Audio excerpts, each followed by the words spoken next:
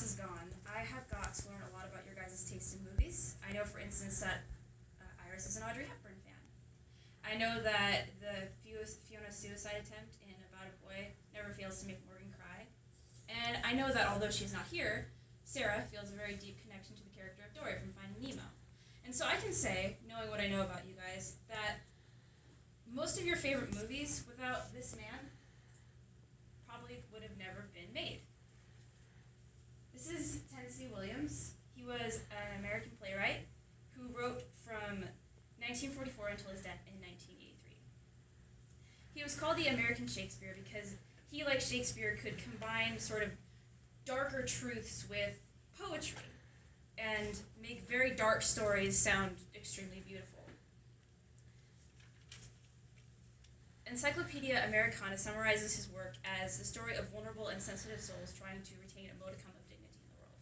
And this is true because most of his stories are about broken, delicate people, usually women, being pitted against some kind of cruel force. It's always about how cruelty is the worst thing another human can do to another human. And this cruelty can be range from anything from a violent relative to someone's aging body.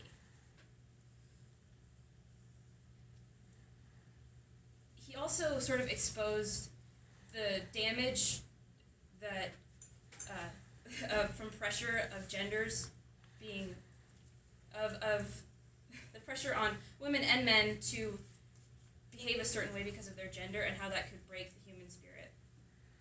I believe that what Alice Paul did for women's political representation, Tennessee Williams did for women's literary representation, which is to say that he didn't write women to complement stories. He wrote women as people, not concepts, which was something that was mostly unseen in the world of stage and film at that time.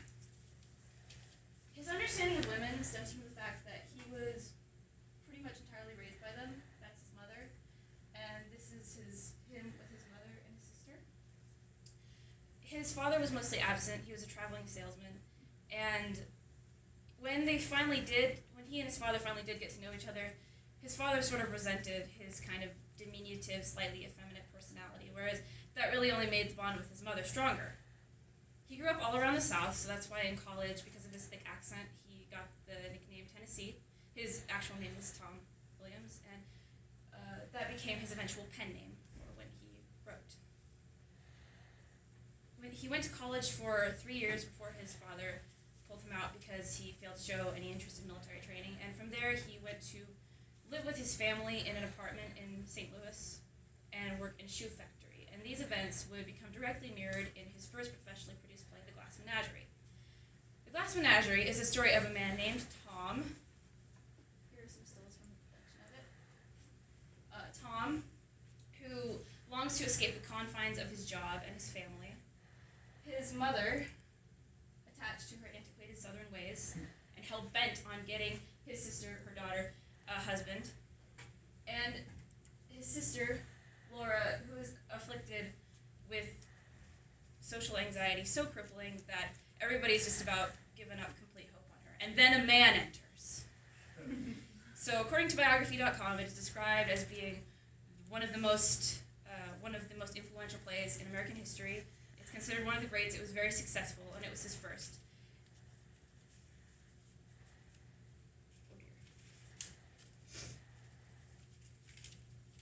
So, it's obvious that he wrote about what he knew. That is taken directly out of his life. He once stated that, "I cannot expose myself to human weakness on stage unless I know it through having it myself." Which explains that why he so often wrote about mental illness. That's a picture of him and his sister when they were young. She was committed and lobotomized when she was in her 30s. For those of you who don't know what a lobotomy is, it was an old behavioral modification technique used in mental health practice where an ice pick would be inserted into the eye and a hammer would be used to detach part of the frontal lobe. And it worked. It did correct a lot of disruptive behaviors, but nobody really questioned the ethics of it. And that's what she thought. And it really deeply affected all of his work. So when he wrote about women with mental illness without glamorizing it, as some authors kind of fall into the Ophelia trap to kind of use it to make women seem endearing and beautiful, whereas it's really not at all. So he was very honest about that. But at the same time, it also made him very fearful for his own mental state. And it caused him to abuse prescription drugs and alcohol, especially as his success with his plays started dwindling. And here's a picture from when she was older. And ironically, he died choking on a medicine bottle cap. And I thought it was an interesting parallel because he started off, his writing reflected his life, and in the end, his life reflected his writing. But how does all of this make Tennessee Williams the most influential person of the 20th century? Well, I think it's time that we give art the credit it deserves in influencing us. Storytelling is one of our basic instincts as humans. It's in our blood. That's why we can get up here and give a 3-minute speech on our favorite movie quote. It comes easily to us, and to pretend like it's not important is inconsistent with the way we live our lives. And Tennessee Williams completely changed the landscape of art.